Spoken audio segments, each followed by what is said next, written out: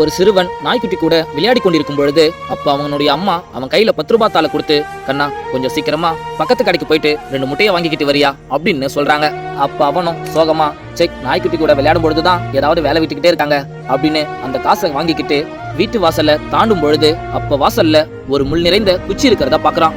அம்மா வேற சீக்கிரமா முட்டையை வாங்கிக்கிட்டு வர சொன்னாங்களே அப்படின்னு சொல்லிட்டு, சரி ஃபர்ஸ்ட் கடைக்கு போய் முட்டையை வாங்கிக்கிட்டு வந்துடலாம் அப்படின்னு சொல்லி கடைக்கு போய் முட்டையை வாங்கிக்கிட்டு திரும்ப வரும் பொழுது அப்ப அவனுடைய நாய்க்குட்டியோட கால்ல அந்த முள் குத்தி அந்த நாய்க்குட்டி வலியில ஒத்த காலை நொண்டிக்கிட்டே கத்திக்கிட்டு இருக்கு.